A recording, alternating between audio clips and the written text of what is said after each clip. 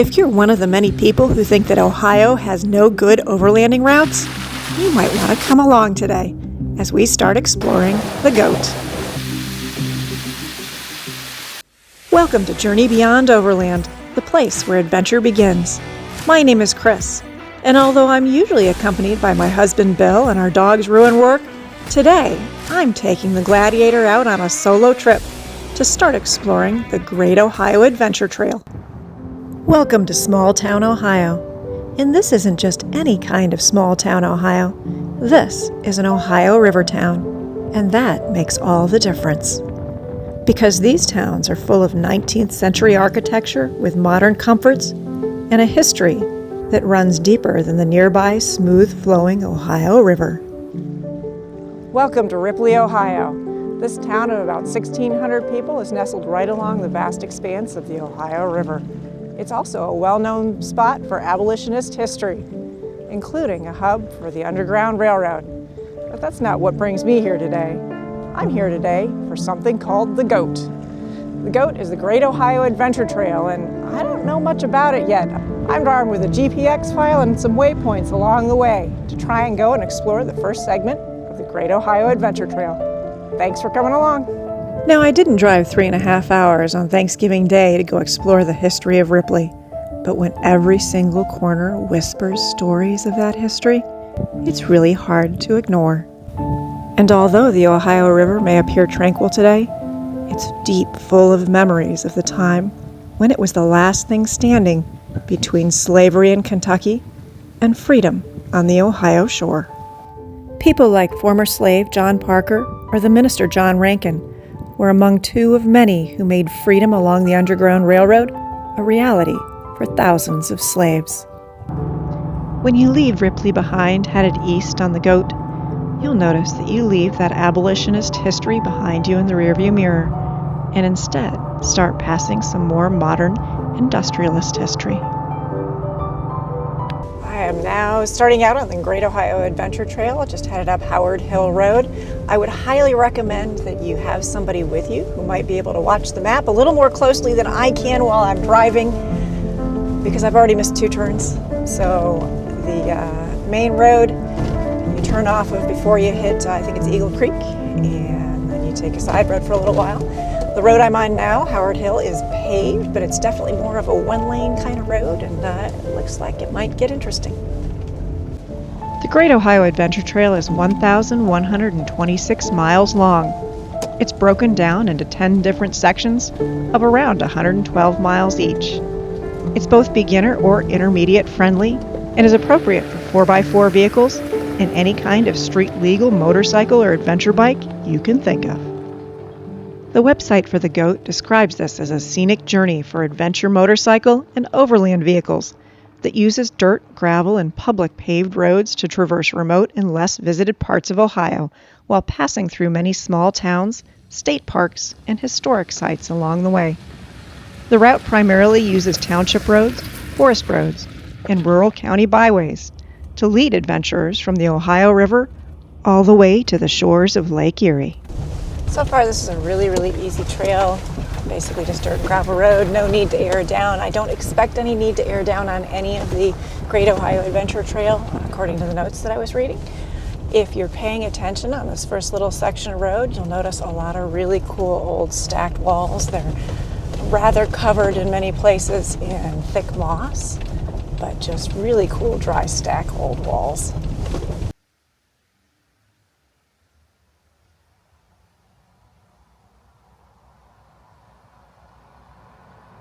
The Great Ohio Adventure Trail passes through 29 different counties, 12 state parks and forests, and all 3 units of the Wayne National Forest.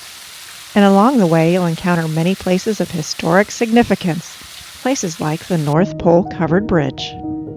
The North Pole Road Covered Bridge in Brown County, Ohio is 169.5 feet long and was originally built in 1865.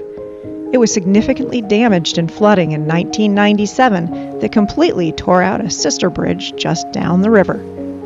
In 2019, the county built a new modern bridge next to it and closed the bridge to vehicular traffic.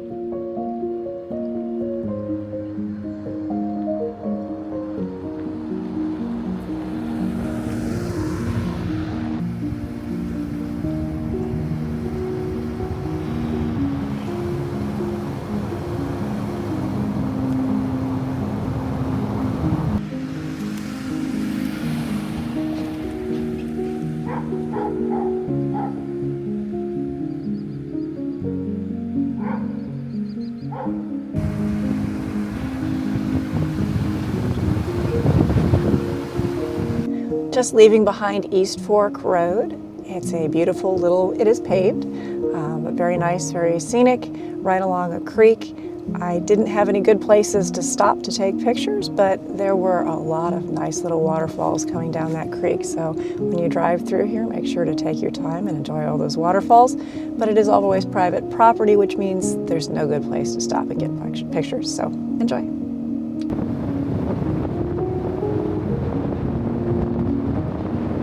The first segment of the GOAT is 121 miles long and extends from the Ohio River in Ripley, Ohio, to the woodlands of Shawnee State Park and Forest. Here, the paved and dirt lanes stretch out in every direction, carving their way through the rolling hills, past verdant pastures, and along still woodlands, where towering trees arch overhead to create endless living brown and green tunnels. There are hundreds, if not thousands, of miles of country road in Ohio where you could come across these same scenic and bucolic scenes of forests, fields, meadows, and hills. But there are some that are special, some routes that you're not just going to stumble on accidentally. And this little stretch of Old State Road is definitely one of them. Because this road perches you 300 feet above that beautiful Ohio River below, and at the right time of year, you can see for miles. Old State Road is also one of the sections of trail that is defined as a more intermediate section. It was no real challenge for this 4x4, but it does have some small rocky ledges, rocks, mud holes, and steep inclines. I don't know if you can tell, but if you look out the far window, we have a nice drop-off down to the Ohio River below. We are now past Fishing Gut Road, Balcony Hill, turned off of Balcony Hill. This is a nice little piece of trail through the woods right here.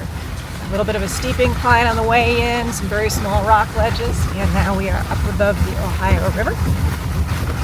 Looking down below on the little cities and towns below us while driving up on this ridge line with all the trees and beautiful views. My bet is you couldn't see a thing in the summer, but this time of year, it's perfect.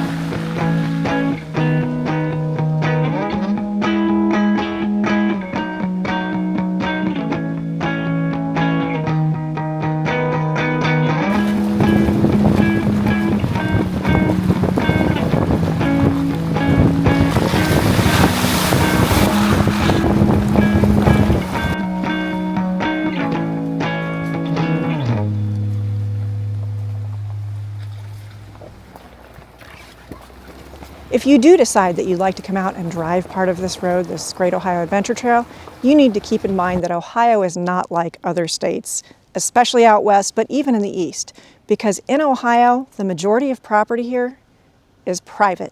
You're going to find very few places in Ohio where it's going to be state forest, state park, or national forest land. So make sure you stay on the trail, you stay on the road. Even if there's a beautiful waterfall, if there's not a convenient turnout that is not on private property, you just have to enjoy it as you drive by.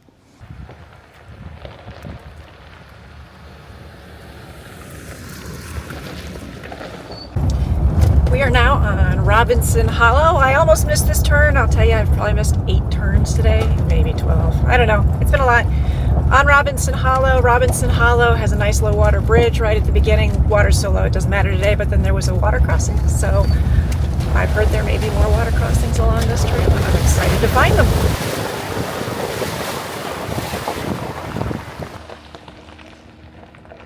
Now you might remember me saying that the first segment of the GOAT is 121 miles long. Well, Robinson Hollow, it's only at mile 35, and it was already getting later in the day, and there was one more place I wanted to stop before I headed home.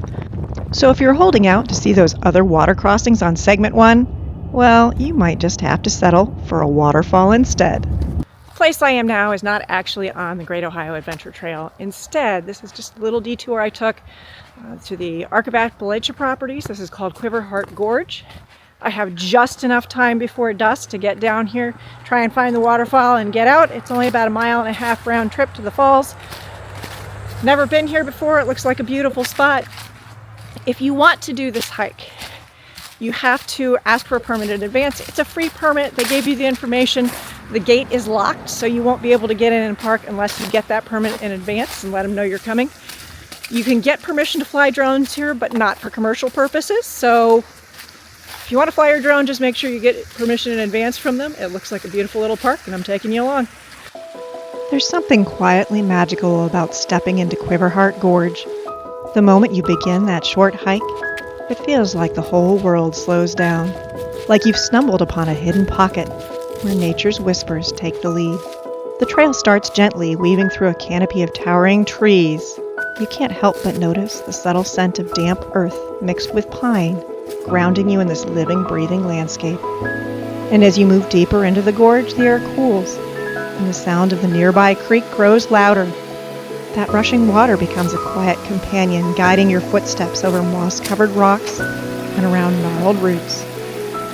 And that's when you see it.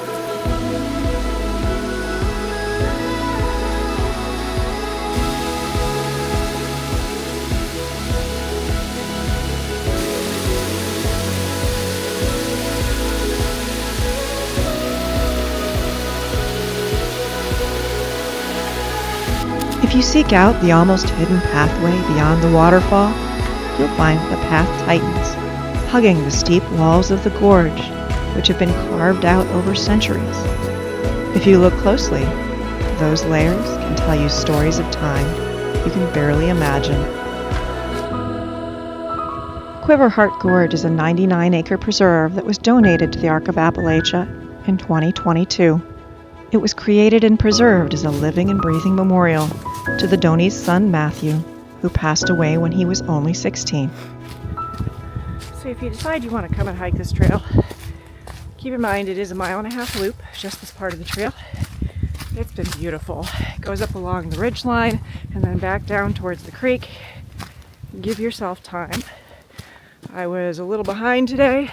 I didn't get here till almost 4:30, and I need to make sure I'm out of here by dusk, so I expect I'll be able to finish up and be out of here by 5:30 so that I'll have just enough light to finish up. But be aware of that when you come out here, because this is a ravine. It can get dark quick. Don't get stuck. Make sure you leave yourself plenty of time. Today's adventure, it provided only the briefest glimpse of the roads along the Great Ohio Adventure Trail. And this trail truly deserves more than just a couple hours a day at a time devoted to it. So until Bill gets back from spending Thanksgiving with the kids in Utah, and we've got a couple of 3-day weekends after the Christmas holiday, well, I'm going to have to stick with something a little more local. But the good news is, we happen to live pretty darn close to some beautiful places. And although the tracks and trails recorded on Annex around here are referred to with names like Cows and Pastures, Amish Lumber Yards, and Mohican and the Bridge of Dreams, they really are pretty extraordinary. So I hope you'll come back next time and join me for one more solo trip out into the wilds of Ohio.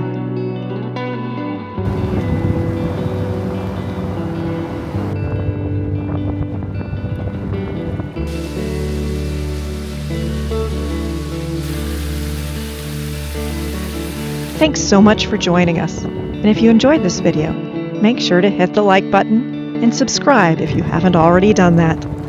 But in the meantime, until we see you again, make sure to go out and find your own adventure.